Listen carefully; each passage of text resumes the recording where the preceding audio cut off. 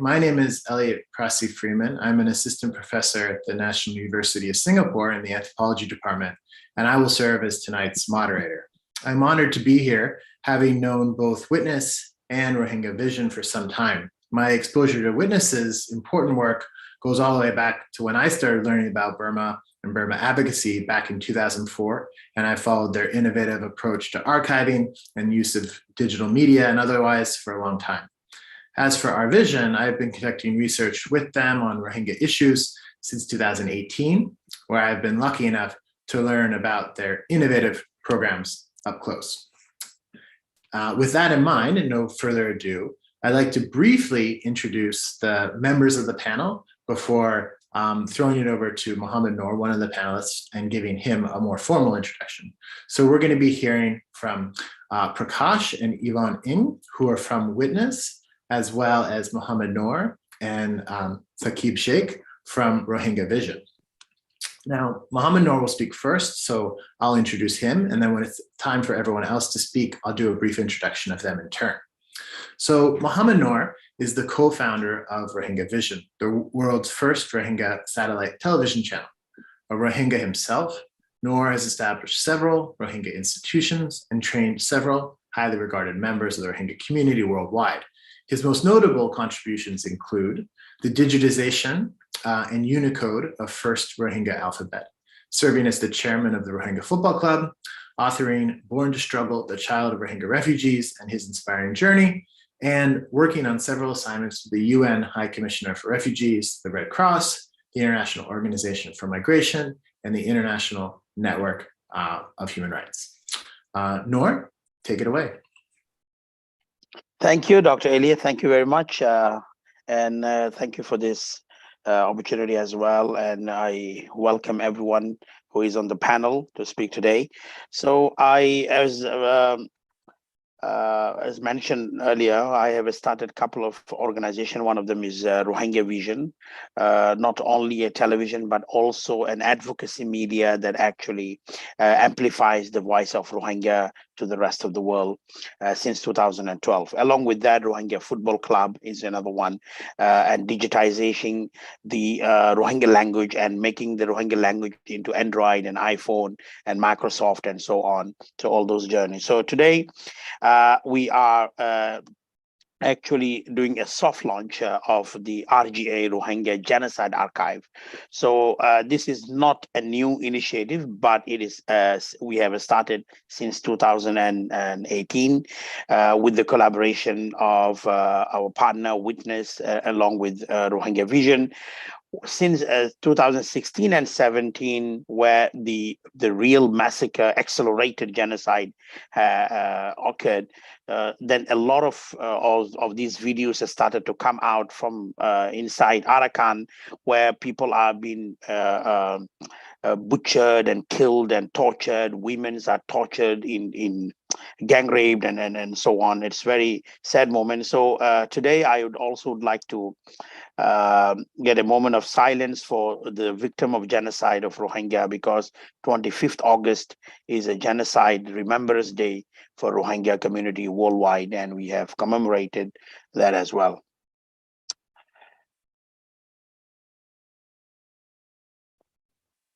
So having said that, so this is a very crucial moment, and most importantly, this is a very important time for Rohingya, especially the genocide victims, and especially a genocide initiative such as this one is about to launch.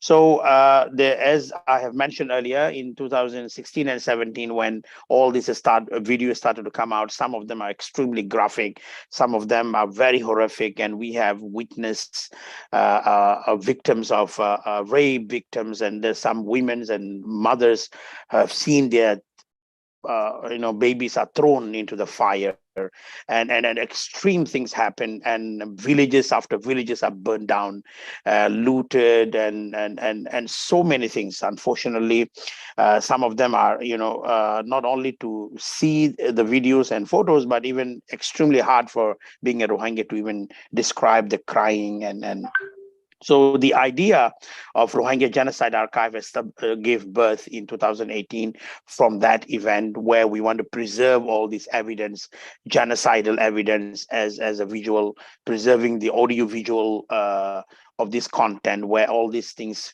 could be stored properly and cataloged and archived, or maybe can go further investigation, and so on and so on.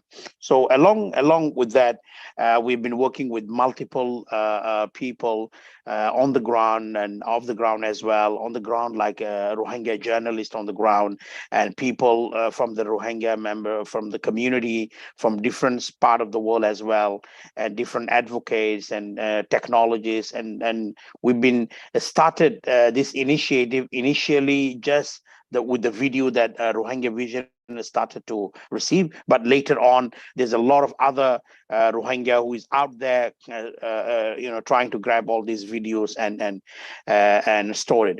Along with that, we have also did a lot of training on the ground to a lot of Rohingya advocacy groups and the journalists as well, like how to film, how to save yourself, and how to be secure, how to get this data, how to transfer. And here I just want to highlight a few things.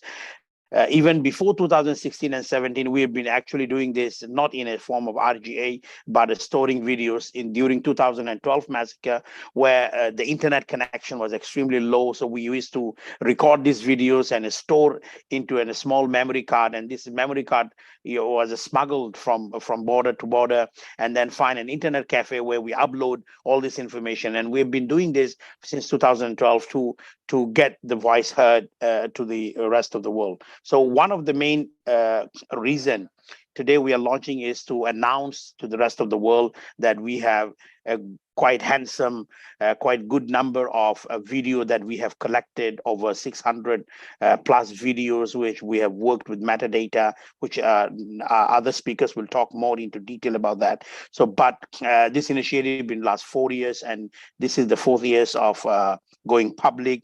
And the reason we are going public is so that we wanna coordinate and collaborate with all the international mechanism, justice, and most importantly, creating the trust within the community, that you can trust to have a reliable source where we can store all this information with privacy, and your information could be stored, and that can be used further for the justice mechanism, which has been happening now in ICC and ICJ and many others about to come.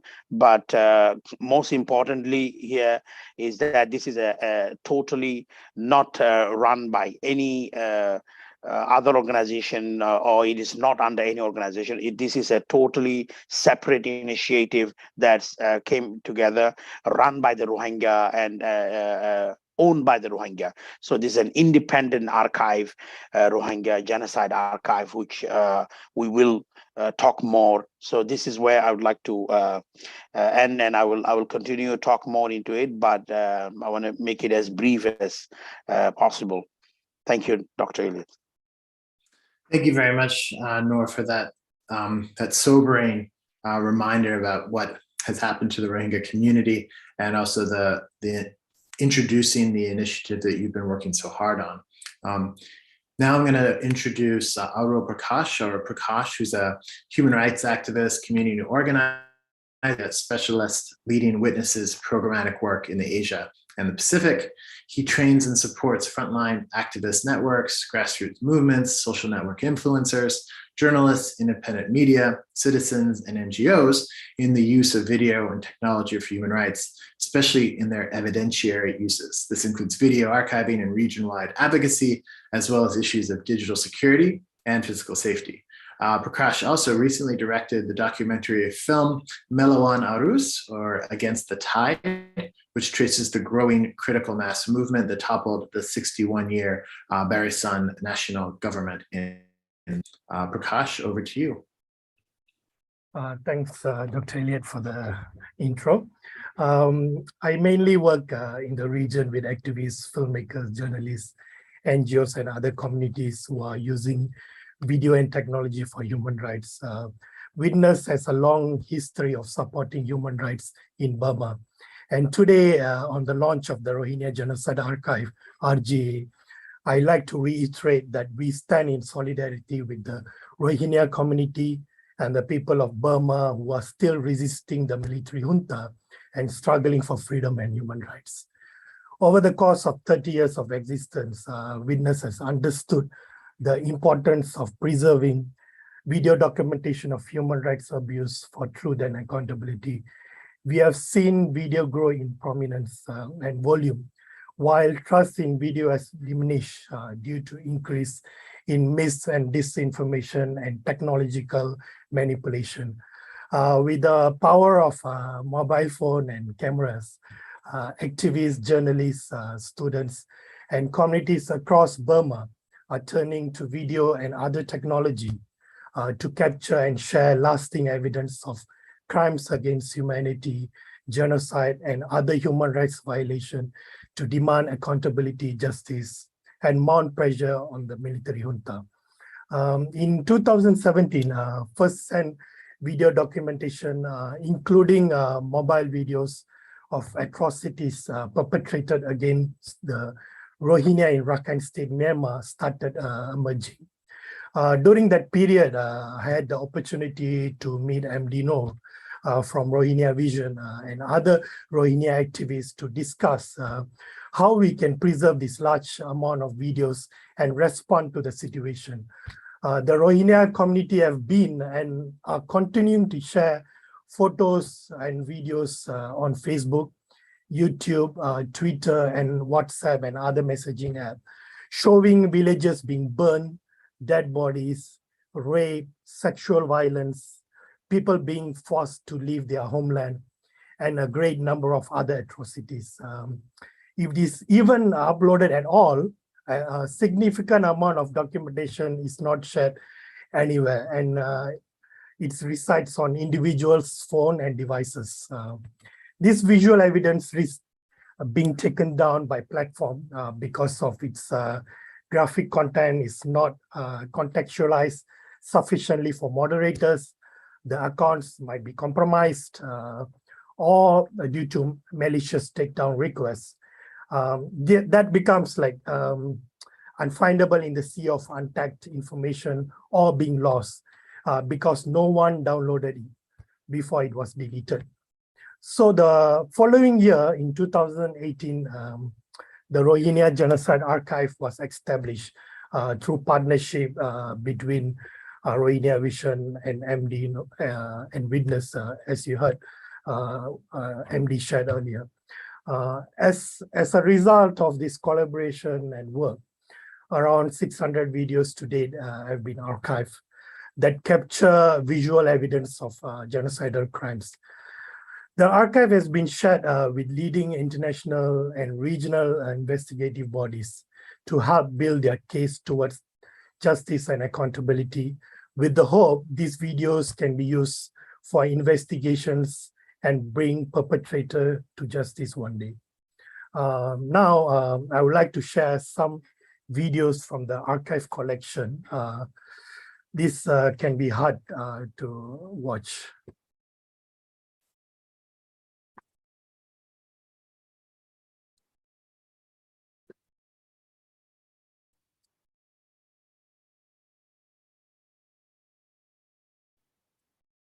Assalamualaikum warahmatullahi wabarakatuh.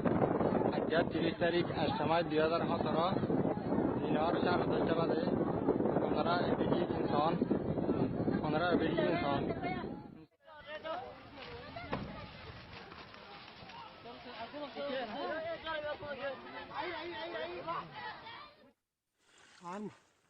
আর মন তো ফসল আইতো বাজি মানে কি তো তুমি কেন রাইছো আর খুব বেশি গুলো আমার তা জ্বালানি নড়া দেয় এসে এখন তো ধুলু করে দেয় না ধরিয়া যায় তাই এসে একদম খালি সর আর এঙ্গুরি ঝগড়া দিয়ে আমরা মাঝে গ্যাসিল 30 গা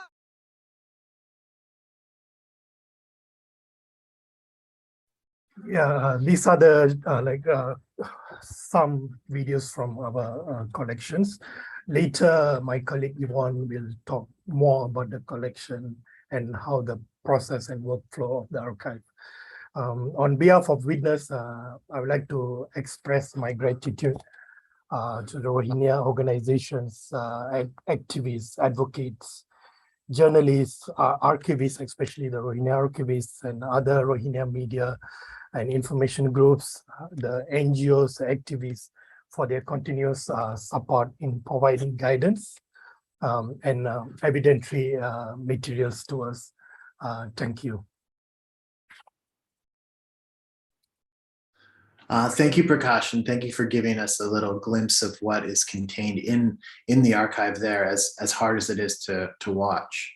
I'm now going to introduce Yvonne Ng, who's going to provide more context with what we are seeing and what this archive is all about. So she is an audiovisual archivist with over 15 years of experience preserving media in community-based and nonprofit settings, bridging the intersections of activism, technology, and archives. She has an MA in moving image archiving and preservation from New York University. And as the archives manager with Witness, Yvonne is dedicated to supporting people to create and use archives for human rights change and accountability. She assists and trains grassroots partners, produces shareable learning materials, and advocates on issues related to human rights archives. So Yvonne, the floor is now yours. Thank you so much for the introduction, Dr. Press-Freeman, and thank you everyone for having me here today. As Dr. Press-Freeman mentioned, my name is Yvonne Ng, and I'm the Archives Program Manager at Witness. So my role on this project was to design the archival workflows and to facilitate the archives policy development along with Rohingya Vision, and to train and support the archivist on the project. Our archivist, who was part of the Rohingya community, has since moved on from this project, and for security reasons, we can't identify him by name today, but he was very dedicated to the goals of this initiative, very eager to learn, and spent many hours archiving and cataloging this collection. And it was really a privilege to be able to work with him and with MD Noor, the Our Vision team, and with my colleague Prakkash on this project. So with my time today, I first wanted just to touch briefly on why we think community-based archives are so important for preserving evidence of human rights violations, both for short and medium-term advocacy and accountability, but also for longer-term collective memory. Then I wanted to share some of the practical details about the workflows that we developed for this project, give you an idea of what the training and development process looked like, and give you a sense of the collection as it stands today. So I think we're all aware of the important role that audiovisual documentation captured by witnesses can play in providing information and evidence of widespread human rights violations when they occur. From the conflict in Syria to more recently in Ukraine, to videos of police violence in the United States. And as Prakkash pointed out, audiovisual documentation has been no less important in documenting crimes perpetrated against the Rohingya. People around the world relied on these videos and posts being shared by the Rohingya community on chat apps and on social media, especially at a time when outsider access to Rakhine was very limited. As Prakkash also pointed out, we also know that content on chat apps and social media and on people's mobile devices is very precarious. Videos can be taken down because of content moderation policies, especially footage that is graphic and uncontextualized. People also delete their own content or accounts for safety reasons, and things also just get lost in the upheavals of conflict. At the same time, there are so many channels, so many people posting and resharing content that it can be difficult for people to sift through, to find, and to identify the information that's being captured and shared. And amongst this vast trove of at-risk content is valuable documentation that can inform and prove violations that took place. And at the same time of all this, we know that processes for accountability, justice, reparations, and other forms of coming to terms with human rights violations and healing can take a very long time. So there is a role for those who can identify potential useful documentation, collect it properly, manage it, preserve it, and when the time comes, provide access to appropriate stakeholders or help get those materials to the right place. And this is what archives do. And I think it's why now we see an explosion of all kinds of archival initiatives springing up around significant global events and incidents. From an ethical, but also a very practical perspective, it's really important that human rights archives are connected to and aligned with the needs of the communities who are experiencing the violations and those who are seeking justice, or better yet, rooted and led by those communities. I think the ethical imperative for archives to be close to their communities is clear to most people attending this webinar today, in terms of people being documented, having the most say, ownership, narrative control, and access to their own documents. But from a practical standpoint as well, it's those that have the most direct experience and knowledge who are best placed to make good selection and appraisal decisions, to understand the nuances in the content so that they can perform accurate descriptive cataloging, and to provide culturally and linguistically appropriate forms of access. Outsiders can still support where it is needed and asked for, such as by providing training on particular skills or connecting the archive with other resources and support. And so this is how we approached our role in this initiative, and which I'd like to tell you a little bit more detail about now. So I'm just going to share my screen. One moment.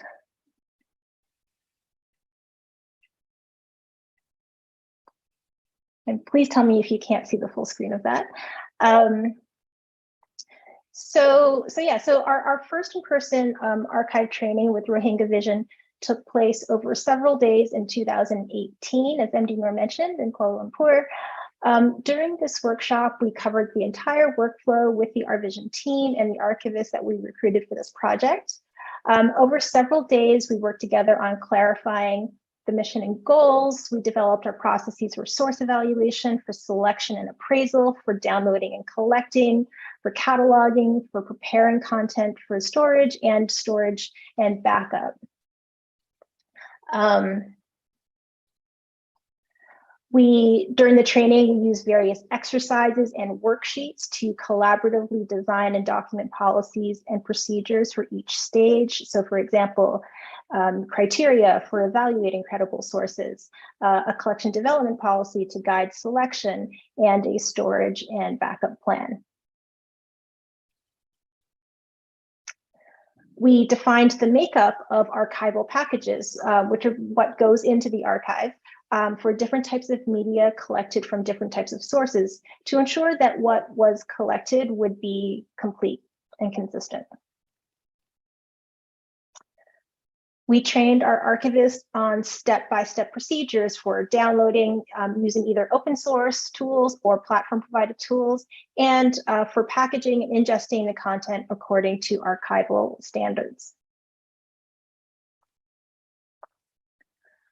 With our vision, and as well as some external expert advice, we devised a data dictionary to ensure that our archivists could catalog the content in a way that captured key provenance and descriptive information, and that could be done in a consistent and straightforward way with minimal analysis and interpretation. So overall, our goal was to develop and employ a methodology that was transparent, that was replicable with limited resources, and that was collaborative. And so this slide just kind of summarizes what I just talked about, this workflow and the tools that our archivists use to consistently collect and archive over 600 videos that are in the collection. So this the screenshot on the left is what a stored archival package in the collection looks like. It's the video, that MP4 file, along with metadata downloaded from the source, wrapped up in a self-describing package that includes manifest lists, hashes, and other contextual information, and that is uniquely named and then cited as such in the catalog. In 2019, we had a follow-up training where we wrote up an assessment of the collection to date and considered how it could be effectively used by different stakeholders, leading to some of the outcomes that my colleague Prakkash just mentioned. So just in summary, the collection, as we've spoken about, includes over 600 videos. They were collected from both open sources and directly from closed sources. The videos were filmed by Rohingya primary sources, including Our Vision. It also included videos from the Rohingya diaspora and non-Rohingya advocates. Typically, the videos are short, raw footage videos like what Prakkash showed, 2 or 3 minutes in length, along with interviews that range, around 5 to 10 minutes. The temporal scope is primarily between 2017 and 2020, with a focus on the events of August 2017. And obviously, as we saw, the imagery that is included is quite horrifying, including footage of mass graves, burning and vandalization of homes, eyewitness testimonies, victims and the aftermath of violence, and people fleeing. So while the initiative up to now has been focused on documentation and how it can be used for investigation and accountability, to bring perpetrators to justice, to counter military and government narratives about the ongoing human rights violations, there are longer term goals and a future vision for the Rohingya Genocide Archive as well, and that is what they are working towards now. So I'm really eager to see where Our Vision, with the support of others like Witness, take this initiative next. Thank you very much. Thank you, Yvonne. That was really helpful to see how the project actually, the sort of nuts and bolts of it. And I know that people are probably have a lot of questions, so I want to direct everyone in the audience to the little button down here that says Q&A, and so you can start composing your questions. We'll be able to address them after our last speaker, and I'll try to curate those and take some all at once, and so we can answer some questions that people have. But before that happens, we still have another speaker. Last but not least is my good friend and colleague Saqib Sheikh, who's project director of the Rohingya Project, which is a grassroots initiative for the empowerment of the Rohingya diaspora, which uses emergent technologies, including blockchain. So Saqib received his master's in communication from Purdue University and is currently a PhD researcher at the S. Rajaratnam School of International Studies. I realized I never actually said that before. We just think of it as RSIS here in Singapore.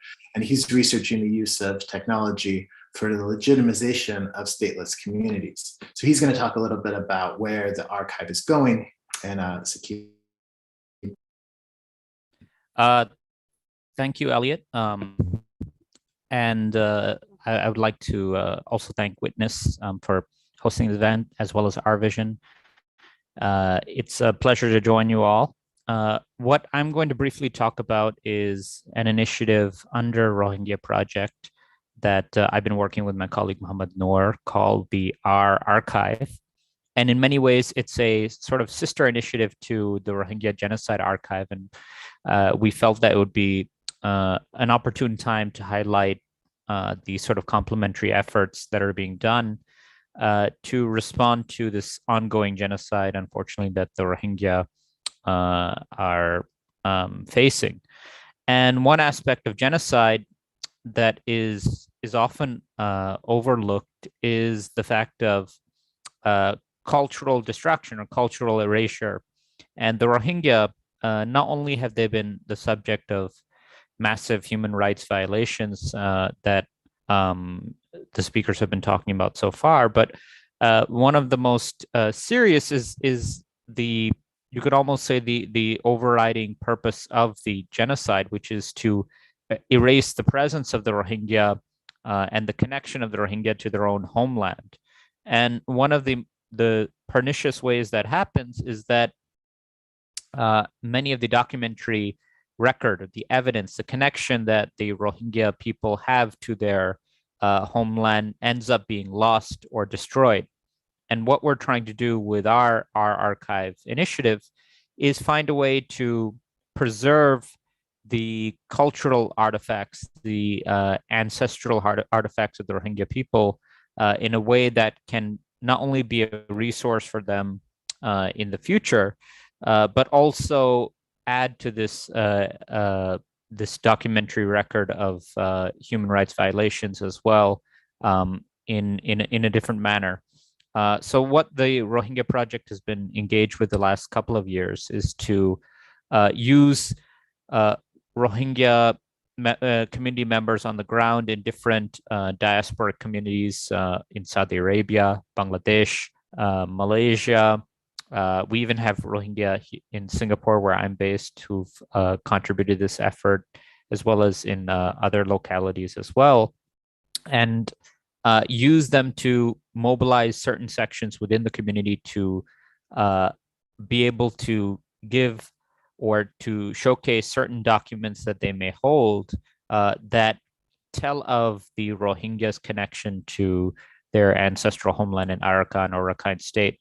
And some of these documents are things that you would expect any citizen of Burma to have, and the Rohingya were formerly citizens, but now they've been dispossessed of their own citizenship. So there is this vast repository within the community of documents such as passports, civil service certificates, old family listings, national ID cards, and things that may be even of a more personal nature, such as photographs that show them at a level of civic participation in Burma before the Citizenship Act of 1982, in which they were full members of the state. And the problem is that a lot of these documents may be in possession of certain members of the community who just took them while they were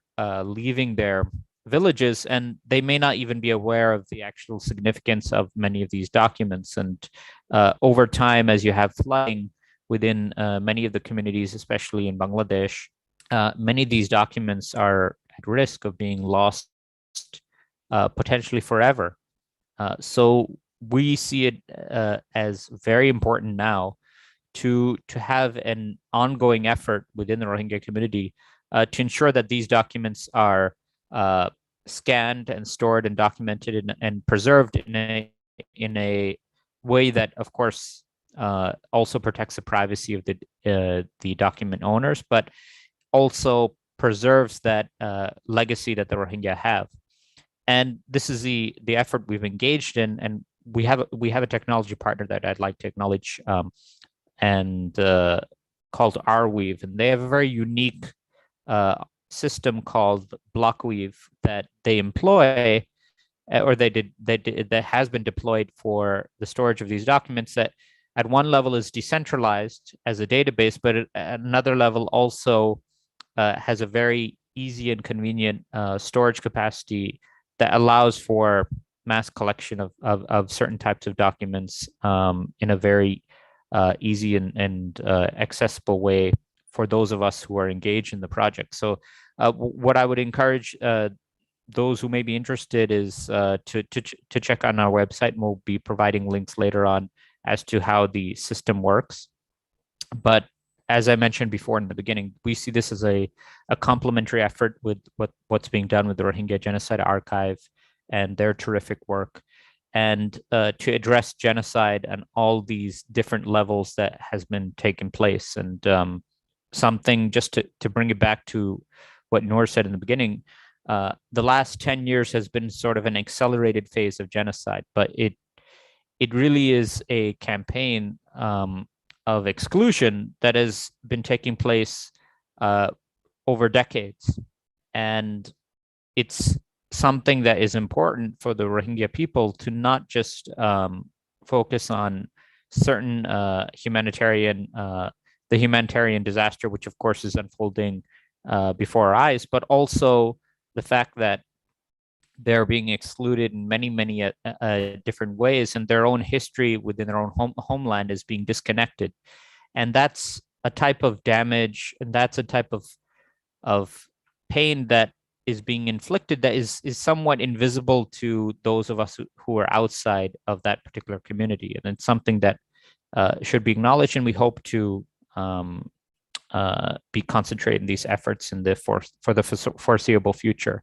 So I want to thank again the organizers of this event, and I'd also ask those in the audience who are interested to learn more about these efforts or even support them in certain ways to reach out, and we look forward to hearing from you. Thank you. All right, thank you, Saqib. That's very exciting to hear about the future plans. We actually, it's rare as a moderator to have more time than expected. I didn't have to chastise any of the speakers. You guys kept to time very nicely. And so now we have a lot of time for questions and answers with this really impressive and important panel. And so there are some questions that have already come in and more are trickling in now. So I'm going to take the first two set of questions that are kind of about the scope of the archive, and then one that's about kind of like more kind of political or social reflections on what the future is for the Rohingya. So the first is by Nicholas Gold, who has a question about the collection of assets and associated metadata in the RGA behind a searchable database. Is it a collection of assets and associated metadata, et cetera, in the RGA behind a searchable database at this point, either a CMS or MAM-DAM type system? If not, are there plans to make the collection searchable or explorable for appropriate parties? So a question about how this data can be accessed and how it can be deployed. A related question is about the sort of scope. An anonymous attendee asks, there are probably many more videos from during and after the Rohingya genocide. Will the archive try to collect as many of them as possible? So I'm just going to pose those two questions for the panel, for whoever wants to speak to them, and then I'll move down the list of the ones that we have. I can speak to the first part of the question just to address the metadata and database question, but I'll leave the part about the future plans to maybe MD Noor. Yeah, so the database it's just a very simple flat database. The collection isn't currently public, and so while the database is searchable, it's not in any sort of CMS or DAM or MAM system at all. So the collection is fully cataloged, and it's just in a very simple flat database.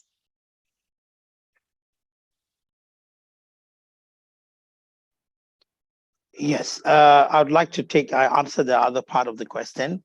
So, of course, the database that we have been collecting, in one way or another, something that is a political kind of initiative that is going to harm Burmese government in the long term. Whether that also include different other work that we are doing, like Rohingya media, amplifying the voice, and so on. But this is a pure archival project that has any political affiliation or not have any association with any political organization or even Rohingya political organization. This is a pure archive that gonna follow the standard of the standard archival procedures and store them in a way that is accessible in the future. So that's, I guess, what maybe it answers the question of how it can be used. Okay, that's good, because that leads into the next question, which asks, Yvette asks Noor directly, love to hear what are your hopes for the long-term impact of something like the RGA? Yes, so I mean, the hope is for Rohingya to get justice. That is the hope. That is the ultimate. That's what every other Rohingya question asks us from us. You are collecting this evidence. You are doing the media. You are trying to use different technology to, when can we go back to Arakan?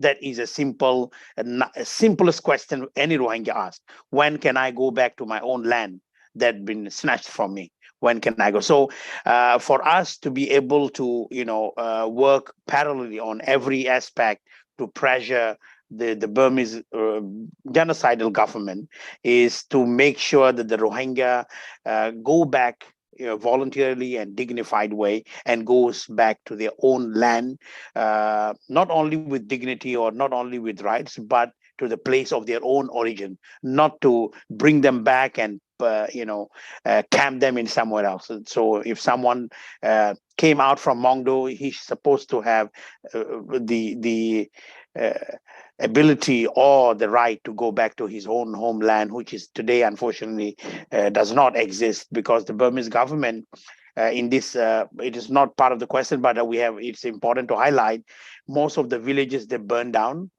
now is actually resettled by their own people, or it is turned into an industry.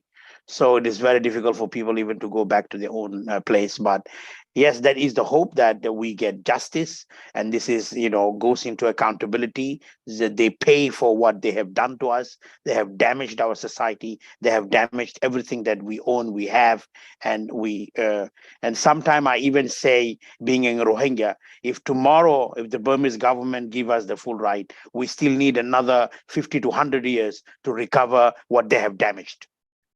There is 0% literacy. There is no people, that we do not have doctors, we do not have engineers, we do not have anyone. We are basically left to rot. This is who we are. So we want to go back to Arakan dignified way, and we want to reestablish. So this is all part of those efforts to bring justice and accountability. Thank you, Noor. Actually, another question for you along these lines to kind of get into the specifics of things from Zol9. He says, glad to listen to how important evidence and documents are being archived. Is there any cooperation with ICJ, IIMM, ICC going on, particularly with the evidence that could be used for any legal proceedings? So to the extent that you're able to, can you talk about the sort of legal juridical aspects of this? Yes, I will speak first half of it, and maybe I would like our other colleague Prakkash to continue a little bit on that. So yes, we cannot name exactly due to disclosure and all this. Yes, we are in contact with some of the people who are working in ICJ and ICC and many others accountability mechanism, providing them sometime with metadata or information that they required, and even sometime the feedback or important updates that is happening. So there is, of course, collaboration from the ground level to all the way to where it requires.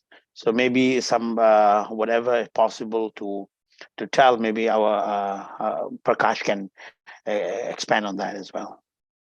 Yeah, sure. So like in the early stages, actually, like we inform, especially the international stakeholders and justice mechanism, that this initiative already existing. We are open to like share the catalog and the videos. So that's how the collaboration happen and happening, and definitely in the future, when there is more investigation and cases in the international courts, like the RGA will open to collaborate and provide any relevant assistance, and definitely give access to the collections and videos per se.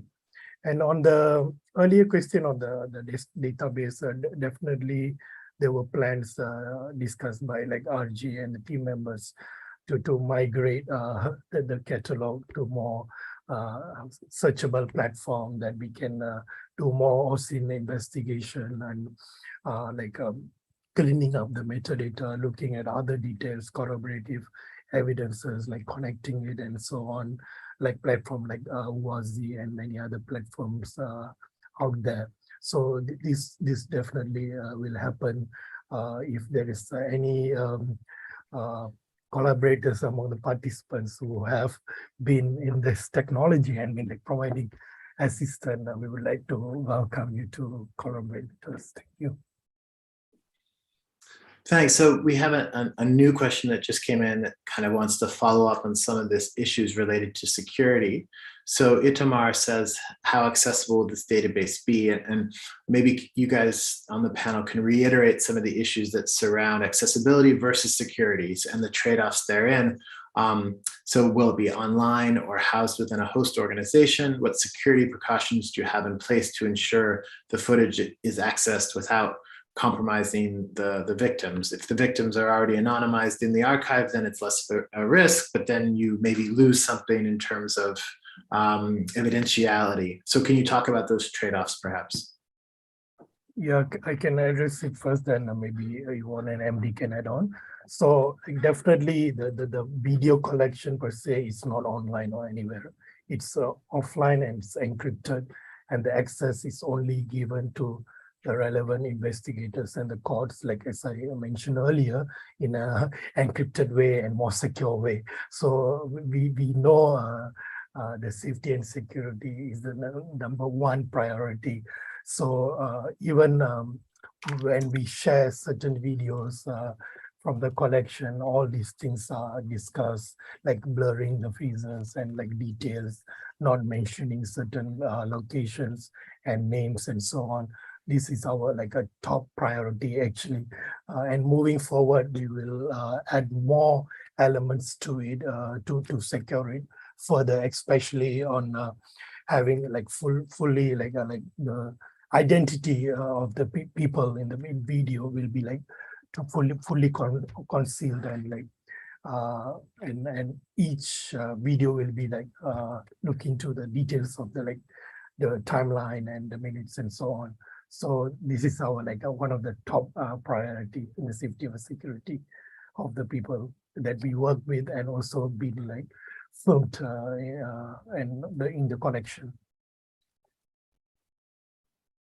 I'd just like to add on to that. I mean, but more from, I guess, the R archive perspective, but it's a similar concern that we face, which is how to achieve that balance with ensuring data privacy, security, and as well as ensuring that the evidentiary value of whatever you're collecting is not compromised as well. And it's obviously an ongoing challenge, similar to what Prakkash said. We have an encryption mechanism for the different files that are stored in the block weave system that makes sure that any file that's stored in the database can't be compromised, or that you need a private key, which is only within the organizational access to be able to view the document.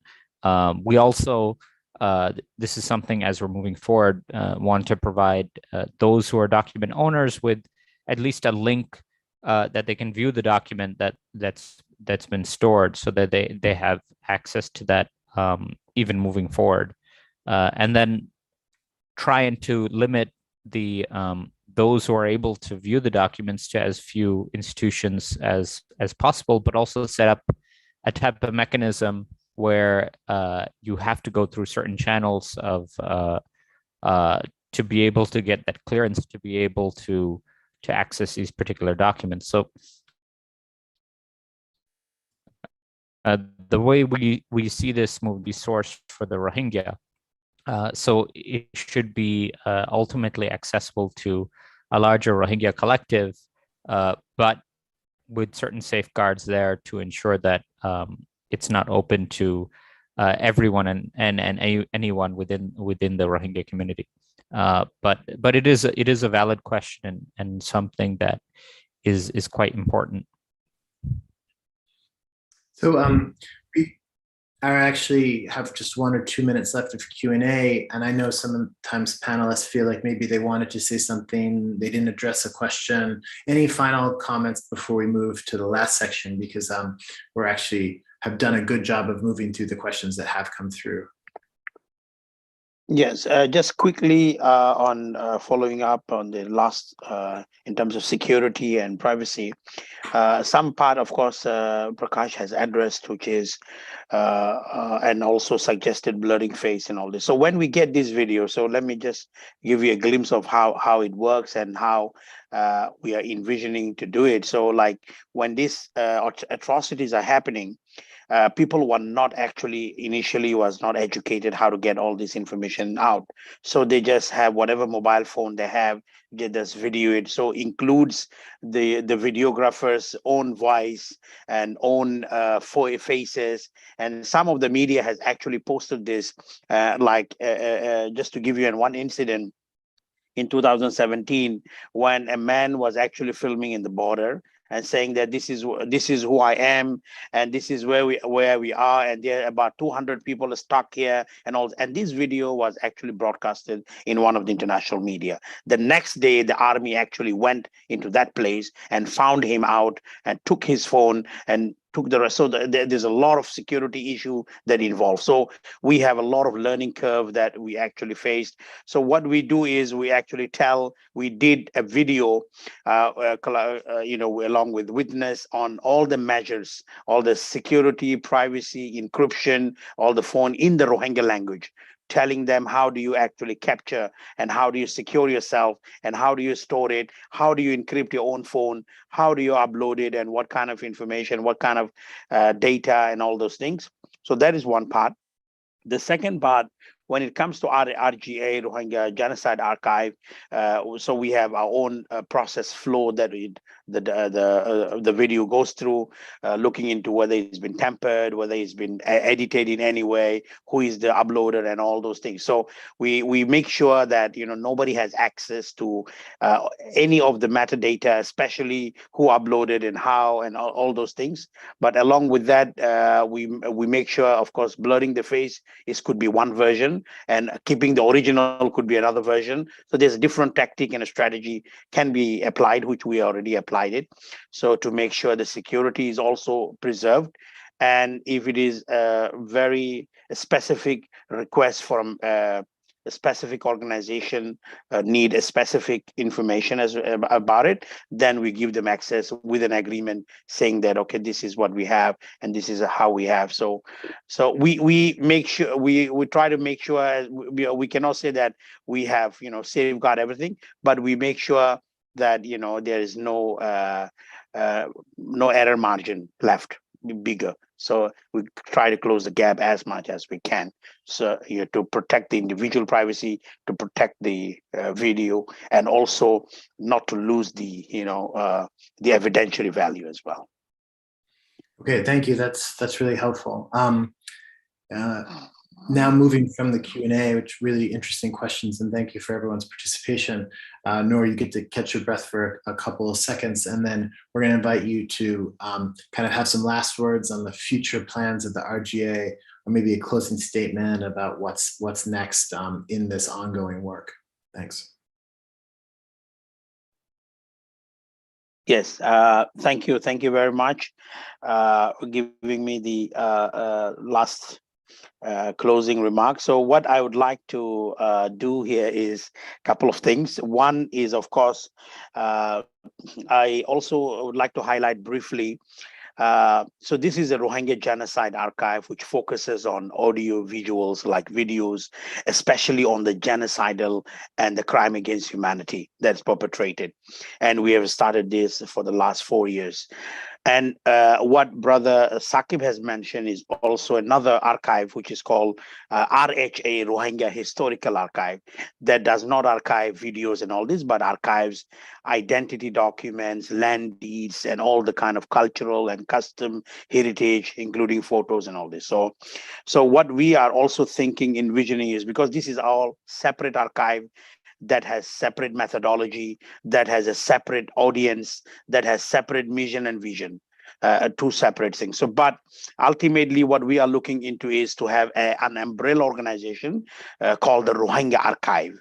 So different initiative like Rohingya Genocide Archive, Rohingya Historical Archive, Rohingya Photo Archive, and many other things can actually happen. So there's another archive. Some people are doing it, and we are also part of it, which is Rohingya photo archive, like how Arakan used to look like before the fire. How is the village look like? How my house used to look like? How is the road look like? Now, what happened to that? So that could be another archive. So, the different archives can play different rules and mission and vision and target audience, more into historical target audience or academic or maybe evidentiary, judicial, and so on. So this is what we are envisioning in the long run, to have an umbrella organization, Rohingya Archive. So the need for that is so that rather than working on a silo projects or redundant, so that we work on a similar, so that we follow some sort of a standard. We follow that, we make sure that the work does not repeat here and there, so that we more focused and so on. So that's our future part of the future plan that we are as an umbrella organization. But of course, each archive will work independently, different, and so on. So having said that as well, I hear the one of the main reason of this launch event is asking for, calling out for collaboration, calling out for support for RGA. So we have been actually working, Dr. Elliot is from Singapore, has been working with us on historical archive as well, on the Rohingya project as well. NUS has been, one of our partner working, and many different PhD students been working with us on academic level in University of Singapore. And we have also worked with University of Osaka. We have worked with University of Washington. So we also call different universities to come with us and work with us and help us to, to establish this into more better archive, more international standard, and so on. So researchers could collaborate, and different technologies can come on board, providing some of the, just now the question about the searchable archive and all this. We are looking for different technology partners who can actually give us some sort of an online platform that is encrypted, so different solutions can be. So I call on technologists, researchers, universities, and of course, along with that, we also call for support, financial support as well, which I'm going to mention after a while, because this initiative will require a lot of dedicated resources to work and to move forward on that. So having said that, also, the future plan for our Rohingya Genocide Archive is, some of the very important thing is that we want to increase the size of our catalog from 600 to thousands, because up till today, because the limited manpower that we have, limited training that we had, limited resources that we had, for the last 3-4 years, we managed to capture only 600. There are thousands of videos are still stored on people's computers, laptops, hard drives, mobile phones, and here and there. But either they are not accessible, either they are not willing, or either they don't know about the initiative. So we want to reach out to as many as people so that we can increase our collection. This is one of our top, number one to-do list in the future from now on. Along with that, of course, we want to also widen our network. We want to bring more people that can actually, in the relevant field, can help us in setting up in a better way so that we can move forward, getting our network wider and so on. So that also include investigating the video investigation and different forensics as well. But most importantly here, what we want to add something very new to this is that we want to do data analysis. So in the data analysis, of course, now there's a lot of data analysis tools that actually do a lot of visualization. We had also, about 3 years ago, we did a crime map where we can actually see where crimes are happening in Arakan, Mongdo, Butidong, how many rapes are happened, how many houses were fire, how many villages were burned down. So all these data can be translated into all this latest technology, using latest technology such as artificial intelligence and many other things as well. We have also an initiative or thinking of how can we also use blockchain technology also to implement into RGA as well. So there's a lot of some talks going on. I also invite any blockchain companies, tech companies to actually can help us to look into this, anything that makes it better and so on. So last but not the least, I would like to invite all of you to, I'm going to share my screen to do a soft launch on our on initiative. And along with that, we have our website that I'm going to, just going to show you the glimpse of it. The first, I am sharing my screen. Share. Yes, if you could see the screen, this is our Genocide Archive. The domain is Rohingya Genocide Archive.org. This is our domain. This is our logo. And our theme is green and blue. Green represents, of course, Arakan and peace, the green land of Arakan and so on. The blue represents the atrocities and darkness. That's how we have taken this.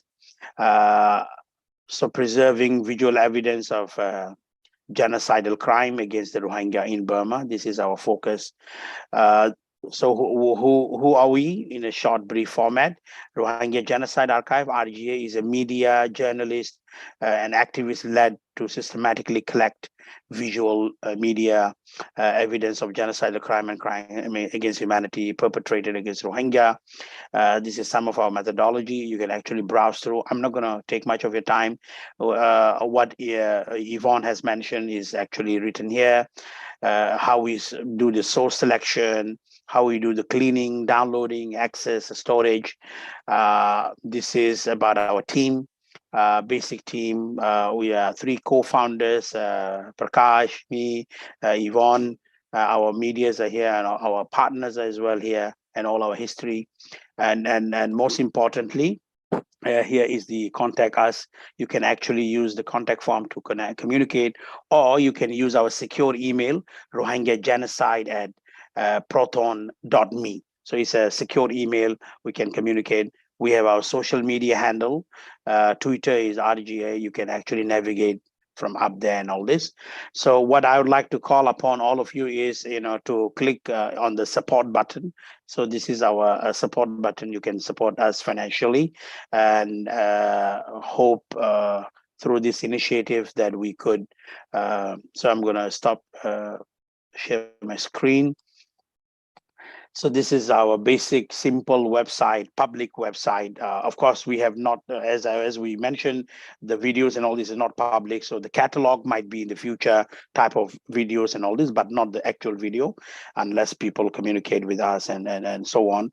So at this occasion, of course, I would like to thank everyone here, in the panel, and Witness and our Vision team, Witness team, and everyone who have, well, especially the Rohingya archivists on the ground and Rohingya activists who have, did all this, and a lot of people that actually help us in getting all this. And a special thanks to Yvonne.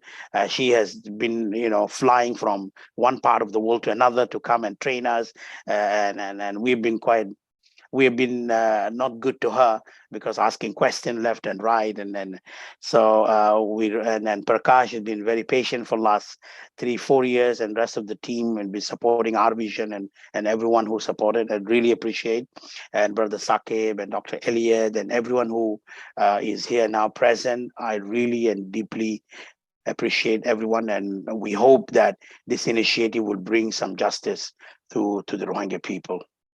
Thank you. Thank you very much. Thank you, Noor. It's now my pleasure to thank the panelists today for taking the time to explain this work. It is certainly humbling to share this event with them, to see how much thought and effort has been put into this initiative, and that despite the bracing and horrific context in which the work emerges, it is also inspiring to see the passion and commitment and the potential for change and accountability and justice. It also reminds us how much more important work there remains to be done, and I hope this event can spur others to get involved in whatever way they can. So unless there's anything else, we'll close the meeting and wish everyone a good evening or late night here in Singapore or morning, wherever you happen to be.